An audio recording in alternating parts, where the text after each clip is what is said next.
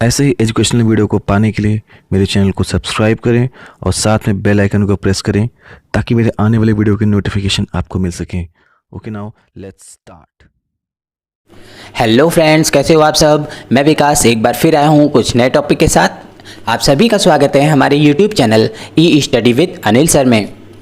दोस्तों, जैसा कि आप जानते हैं, अभी हम वर्ल्ड ज्योग्राफी के अंतर्गत कॉन्टिनेंट्स के बारे में पढ़ रहे हैं।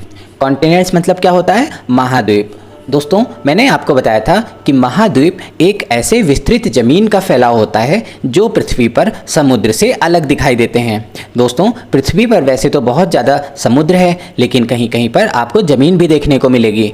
तो महाद्वीप ऐसे ही ज़मीन का फैलाव होता है, ठीक है। या दूसरे शब्दों में कह सकते हैं कि पृथ्वी पर भूभाग की सबसे बड़ी इकाई को ही महाद्वीप कहते हैं, ठीक है। महाद्वीप के बारे में मैंने आपको बताया था कि हमारा पूरा स्थल क्षेत्र 7 महाद्वीपों में बटा हुआ है। कौन कौन से हैं वो 7 महाद्वीप? एशिया, यूरोप, उत्तरी अमेरिका, दक्षिणी अमेरिका, अफ्रीका, ऑस्ट्रेलिया और अंटार्कटिका। ये हमारे 7 महाद्वीप हैं, जिनमें से हमने एशिया, यूरोप, उत्तरी अमेरिका और दक्षिणी अमेरिका के बारे में पढ़ लिया है। आज बारी है अफ्रीका के बारे में पढ़ने की। तो चलिए दोस्तों, शुरू करते हैं अपने आज के टॉपिक अफ्रीका को, वो भी बिना किसी देरी के। एशिया के बाद अफ्रीका विश्व का दूसरा सबसे बड़ा महाद्वीप है। तो दोस्तों, मैंने आपको बताया था कि सबसे लार्जेस्ट कॉन्टिनेंट कौन सा है? That is Asia. और उसके बाद में दूसरे नंबर पे सबसे बड़ा महाद्वीप कौन सा आता है? वो है अफ्रीका, ठीक है। यह जिब्राइल जनसंधि के द्वारा यूरोप से पृथक होता है। तो दोस्तों, यूरोप के नीचे ही आपको देखने को मिलेगा अफ्रीका। तो ये जिब्राइल जनसंधि के द्वारा यूरोप से अलग होता है, ठीक है। इसके पूर्व में हिंद महासागर तथा पश्चिम में अटलांटिक महासागर हैं। अफ्रीका एकमात्र महाद्वीप है जिससे होकर विषुवत रेखा, मकर रेखा और कर्क रेखा तीनों गुजरती हैं। तो दोस्तों, ये बहुत ही ज़्यादा इंपॉर्टेंट क्वेश्चन है। एकमात्र कॉन्टिनेंट है हमारे पूरे अर्थ पर जिससे विषुवत रेखा यानी इक्वेटर और मकर रेखा और कर्क रेखा ये तीनों के तीनों गुजरते हैं, ठीक है। इसलिए आपको ये ज़रूर ध्यान रखना है। अफ्रीका की सबसे बड़ी झील विक्टोरिया झील है। यह विश्व की तीसरी सबसे बड़ी मीठे पानी की झील है। यह झील विषुवत रेखा पर स्थित है। तो दोस्तों, ये भी बहुत इंपॉर्टेंट क्वेश्चन है। कई बार एग्जाम में पूछा गया है कि अफ्रीका की सबसे बड़ी झील का नाम बताओ, तो आपको बताना है विक्टोरिया झील। या फिर आपसे पूछा जा सकता है कि विषुवत रेखा पर कौन सी झील है अफ्रीका में, तो आपको बताना है विक्टोरिया झील, ठीक है। यहाँ आपके 2 क्वेश्चन तैयार हो रहे हैं। अब हम देखते हैं नील नदी के बारे में, ठीक है। नाइल रिवर विश्व का सबसे लंबी नदी है नील नदी। इसकी लंबाई 6,650 किलोमीटर यानी कि 4,132 मील है। नील नदी अफ्रीका की सबसे बड़ी झील विक्टोरिया से निकलकर विस्तृत सहारा मरुस्थल के पूर्वी भाग को पार करती हुई उत्तर में भूमध्य सागर में जाकर गिरती है। तो दोस्तों, नील नदी के बारे में हमने क्या देखा कि यह पूरे विश्व की सबसे लंबी नदी है, जो कि 6,650 किलोमीटर यानी कि 4,132 मील है। और यह कहाँ से निकलती है? विक्टोरिया झील से निकलती है। विक्टोरिया झील के बारे में मैंने आपको बताया ही, यह अफ्रीका कॉन्टिनेंट का सबसे बड़ा मीठे पानी की झील है, ठीक है। वहीं से निकलती है नील नदी और ये सहारा मरुस्थल को के पूर्वी भाग को पार करती हुई उत्तर में भूमध्य सागर में जाकर मिल जाती है, ठीक है। अफ्रीका में बुशमैन जो कि कालाहारी की प्रजाति है, पिग्मी जो कि कॉन्गो बेसिन की प्रजाति है और बद्दू जो कि सहारा मरुस्थल की प्रजाति है, ये प्रमुख प्रजातियां पाई जाती हैं अफ्रीका में, ठीक है। कौन कौन से? बुशमैन, पिग्मी और बद्दू ये पाए जाते हैं वहाँ पर। सहारा में पाई जाने वाली तुआरेग जनजाति विदेशी पर्यटकों के लिए मार्गदर्शन का काम करती है, ठीक है। मार्गदर्शक, ये तुआरेग जो जनजाति है, जो वहाँ पर विदेशी पर्यटक आते हैं, वो उनके लिए गाइड का काम करते हैं, ठीक है। ये रास्ता दिखाते हैं, ये वहाँ उनके लिए गाइड होते हैं। तो इसीलिए बोला गया है कि ये जो तुआरेग जनजाति है वो विदेशी पर्यटकों के लिए मार्गदर्शक का काम करती है। अफ्रीका की कॉन्गो नदी विषुवत रेखा को और लिम्पोपो नदी मकर रेखा को 2 बार काटती है।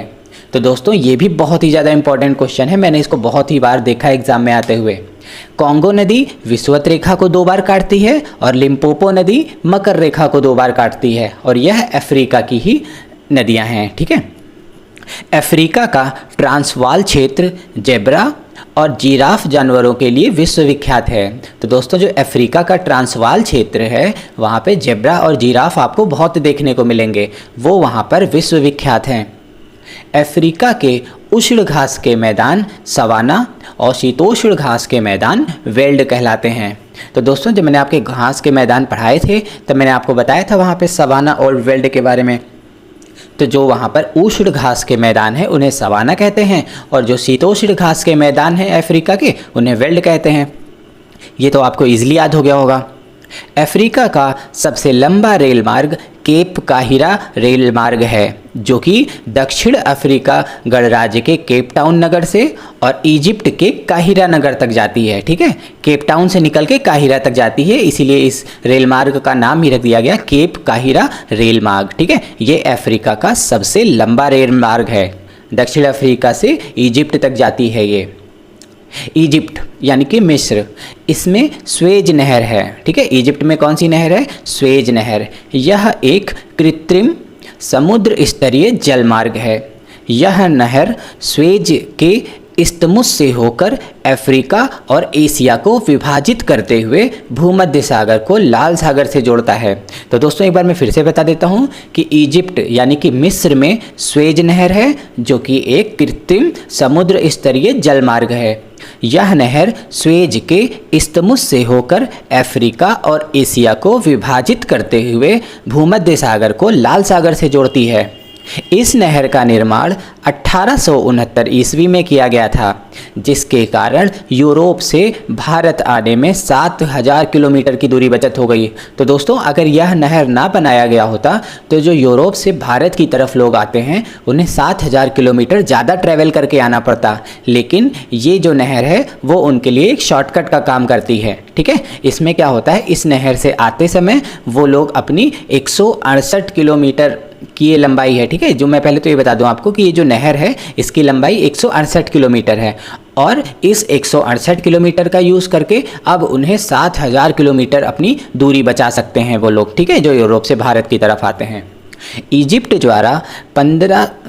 द्वारा 1956 ईस्वी में इस नहर का नेशनलाइजेशन किया गया। ठीक है, 1956 ईस्वी में क्या किया गया, इजिप्ट के द्वारा इस नहर का राष्ट्रीयकरण कर दिया गया। ठीक, राष्ट्रीयकरण का मतलब क्या होता है, प्राइवेट पार्ट्स यानी कि प्राइवेट हैंड से निकलकर अब ये गवर्नमेंट हैंड में चली गई। ठीक है, अब गवर्नमेंट इसकी देखरेख करेगी। स्वेज नहर के दक्षिणी छोर पर पोर्ट स्वेज और उत्तरी छोर पर पोर्ट सईद पोर्ट हैं। ठीक है, कौन कौन से पत्तन यानी कि पोर्ट हैं स्वेज नहर पे, फिर से बता दूं आपको। इनका जो साउथर्न पार्ट है यानी कि जो दक्षिणी छोर है वहाँ पर पोर्ट स्वेज है, और जो उत्तरी छोर है वहाँ पर पोर्ट सईद है। ये 2 पत्तन हैं। अफ्रीका के कालाहारी मरुस्थल में शुतुरमुर्ग पाए जाते हैं, तो ये भी आपको ध्यान रखना है, बहुत इंपॉर्टेंट। शुतुरमुर्ग आपको पता है ना, पक्षी होते हैं, सबसे बड़े पक्षी होते हैं ना, तो शुतुरमुर्ग के कालाहारी मरुस्थल में, अफ्रीका के कालाहारी मरुस्थल में शुतुरमुर्ग पाए जाते हैं। उत्पादन की दृष्टि से अफ्रीका में किम्बरले खान और क्षेत्रफल की दृष्टि से ओरापा खान विश्व की सबसे बड़ी हीरे की खान है। तो दोस्तों, आप देख सकते हैं अफ्रीका में ही विश्व की सबसे बड़ी हीरे की खान है। अगर हम लोग बात करें, ठीक है, किम्बरले खान की, तो वो उत्पादन की दृष्टि से सबसे बड़ा है, और अगर हम बात करें ओरापा की तो वो क्षेत्रफल की दृष्टि में सबसे बड़ा है। किम्बरले वाला जो खान है वो दक्षिण अफ्रीका का है, और ओरापा कहाँ पर है, बोत्सवाना में है। तो ये आपको याद रखना है, ये आपको एग्ज़ाम के पर्सपेक्टिव से बहुत ही ज़्यादा इम्पॉर्टेंट है।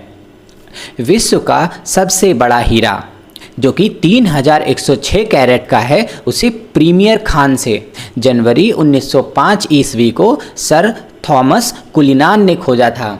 तो अब आपका एक और इम्पॉर्टेंट क्वेश्चन आ गया, ठीक है, कि विश्व का, अभी यहाँ पे पूरे वर्ल्ड की बात हो रही है, विश्व का सबसे बड़ा हीरा प्रीमियर खान से 1905 जनवरी को खोजा गया था। किसके द्वारा, सर थॉमस कुलिनान के द्वारा, और यह हीरा 3106 कैरेट का था। इसलिए इस हीरे का नाम कुलीनान रख दिया गया। ठीक है, कुलीनान अंकल ने खोजा था इसे, तो इसका नाम कुलीनान ही रख दिया गया। ठीक। उत्तरी अफ्रीका में विश्व का सबसे विशाल मरुस्थल सहारा मरुस्थल है। ठीक है, जो 84 लाख स्क्वायर किलोमीटर में फैला हुआ है। ठीक है, कितना बड़ा है ये? 84 लाख वर्ग किलोमीटर सहारा मरुस्थल। ठीक, उत्तरी अफ्रीका में पाया जाने वाला, और ये विश्व का सबसे बड़ा मरुस्थल है। ठीक है, उसके बाद हम देखते हैं इसमें लिखा हुआ है चाड़ झील। ठीक है, एक झील है जिसका नाम है चाड़। इस मरुस्थल में स्थित प्रमुख झील है। ठीक है, इस मरुस्थल में आपको झील भी देखने को मिलेंगे जिसका नाम है चाड़ झील, और ये यहाँ की प्रमुख झील है। दक्षिण अफ्रीका में कालाहारी मरुस्थल स्थित है। ठीक है, जैसे उत्तरी अफ्रीका में सहारा मरुस्थल है, वैसे ही दक्षिणी अफ्रीका में कालाहारी मरुस्थल है। एटलस पर्वत उत्तरी पश्चिमी अफ्रीका महाद्वीप में स्थित है। ठीक है, एटलस पर्वत कहाँ पर स्थित है? उत्तरी पश्चिमी अफ्रीका महाद्वीप में। यह अल्जीरिया, ट्यूनीशिया और मोरक्को में 2500 किलोमीटर की लंबाई में विस्तरित है। ठीक है, कहाँ कहाँ पर है? अल्जीरिया, ट्यूनीशिया और मोरक्को 2500 किलोमीटर की लंबाई में है एटलस पर्वत। यह एक नवीन वलित पर्वत का एग्जाम्पल है। ठीक है, नवीन वलित पर्वत। इसकी सर्वोच्च चोटी माउंट टाउबकल है, जो कि दक्षिण पश्चिम मोरक्को में स्थित है। ठीक है, इसकी सबसे सर्वोच्च चोटी आपको जरूर याद रखना है एटलस पर्वत की, जिसका नाम है माउंट टाउबकल। अब हम देखते हैं एक पठार जिसका नाम है एबिसिनी पठार। वो इथोपिया और उत्तर पूर्वी अफ्रीका में स्थित है। ठीक है, इथोपिया में और उत्तर पूर्वी अफ्रीका में स्थित है, जिसका नाम है एबिसिनी पठार। दक्षिण अफ्रीका के जोहान्सबर्ग को स्वर्णनगर तथा किम्बरले को हीरो का नगर कहा जाता है। तो दोस्तों, जो दक्षिण अफ्रीका यानी साउथ अफ्रीका का जोहान्सबर्ग है उसको स्वर्ण नगर कहते हैं। ठीक है, और जो किम्बरले है, किम्बरले के बारे में बताया था आपको मैंने कि उत्पादन की दृष्टि से अफ्रीका का सबसे बड़ा हीरे की खान है यहाँ पर। ठीक, तो इसीलिए किम्बरले को हीरो का नगर कहा जाता है। तो अगर आपको हीरो का नगर घूमना है तो किम्बरले चले जाओ, और अगर स्वर्ण नगर घूमना है तो आप जोहान्सबर्ग चले जाओ। दक्षिण अफ्रीका विश्व के 90% क्रोमियम का उत्पादन करता है। तो दोस्तों, आप देख सकते हैं क्रोमियम। ठीक है, 90% क्रोमियम का उत्पादन अकेले दक्षिण अफ्रीका ही करता है पूरे विश्व का, बाकी 10% में और देश आते हैं। अफ्रीका में सर्वाधिक चाय उत्पादित करने वाला देश कीनिया है। ठीक है, कीनिया में सबसे ज़्यादा चाय उत्पादित किया जाता है अफ्रीकन कॉन्टिनेंट में। अफ्रीका में सर्वाधिक जैतून उत्पादित करने वाला देश ट्यूनीशिया है। अगर आपसे क्वेश्चन पूछा जाता है कि सर्वाधिक जैतून कहाँ उत्पादित होता है अफ्रीकन कॉन्टिनेंट में, तो आपको तुरंत बता देना है ट्यूनीशिया में। ठीक है, स्टेनली जलप्रपात कॉन्गो नदी पर है, और विक्टोरिया जलप्रपात जॉम्बेजी नदी पर स्थित है। तो ये भी आपको याद रखना है। ठीक है, स्टेनली जलप्रपात कहाँ पर है? कॉन्गो नदी पर। और विक्टोरिया जलप्रपात कहाँ है? जॉम्बेजी नदी पर। नील नदी का उद्गम स्थल विक्टोरिया झील है, ये तो मैंने अभी आपको पहले ही बता दिया। आसवान बांध नील नदी पर बना हुआ है। तो दोस्तों, नील नदी के बारे में एक चीज़ और आपको पता चला कि नील नदी के ऊपर जो बांध बना हुआ है उसका नाम है आसवान। मध्य अफ्रीका में बहने वाली जायरे नदी भारी मात्रा में जल बहाकर अटलांटिक महासागर में ले जाती है।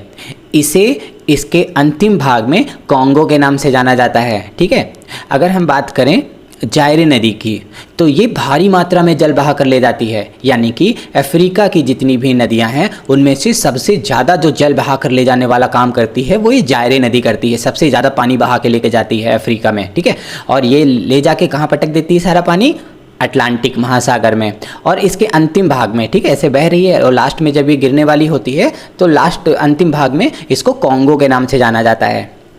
नील नदी पर बसा सबसे बड़ा शहर काहिरा है। तो ये भी आपको याद रखना है कि काहिरा किस नदी के किनारे बसा हुआ है? नील नदी के किनारे, और नील नदी के किनारे बसा होने वाला सबसे बड़ा शहर है ये। दक्षिण अफ्रीका के 6 देशों, कौन कौन से हैं वो 6 देश? Angola, Botswana, Mozambique, Tanzania, Zambia और जिम्बाब्वे। इनको फ्रंट लाइन स्टेट्स कहा जाता है, यानी कि सीमावर्ती राज्य। ठीक है, दक्षिण अफ्रीका के जो 6 देश हैं Angola, Botswana, Mozambique, Tanzania, Zambia और जिम्बाब्वे, इनको हम लोग फ्रंट लाइन स्टेट्स कहते हैं। आपसे एग्जाम में पूछा जा सकता है ये। भूमध्य रेखा पर स्थित अफ्रीका महाद्वीप के देश हैं गैबोन, कॉन्गो गणराज्य, युगांडा, कीनिया और सोमालिया। ठीक है, ये ऐसे देश हैं जो भूमध्य रेखा पर स्थित हैं। तो दोस्तों ये बहुत इंपॉर्टेंट क्वेश्चन है, आपसे पूछा जा सकता है कि भूमध्य रेखा पर अफ्रीकन कॉन्टिनेंट में कौन कौन से देश हैं, तो तुरंत बता देना, गैबोन, कॉन्गो, युगांडा, कीनिया और सोमालिया। अफ्रीका का प्रमुख खजूर उत्पादक देश इजिप्ट है। ठीक है, अफ्रीकन कॉन्टिनेंट में खजूर अगर आपको खाने हैं तो आपको जाना पड़ेगा इजिप्ट में। ठीक है, वो सबसे ज़्यादा प्रमुख खजूर उत्पादक देश है। इजिप्ट के किसान फेल्लाह कहलाते हैं। ठीक है, क्या कहते हैं इजिप्ट के किसानों को? फेल्लाह। गोल्ड कोस्ट के नाम से जाना जाने वाला देश घाना है। ठीक है, गोल्ड कोस्ट किस नाम से जाना जाता है? गोल्ड कोस्ट को हम लोग घाना। ठीक है, घाना ऐसा देश है जिसे गोल्ड कोस्ट के नाम से जाना जाता है। अफ्रीका में सीसल नामक पौधे से जूट पैदा होता है। ठीक, अगर आपको जूट निकालना है अफ्रीका में तो आपको सीसल नाम का पौधा ढूंढना पड़ेगा। अफ्रीका को अंध महाद्वीप भी कहते हैं दोस्तों। अब आप सोच रहे होंगे अंध महाद्वीप क्यों कहते हैं?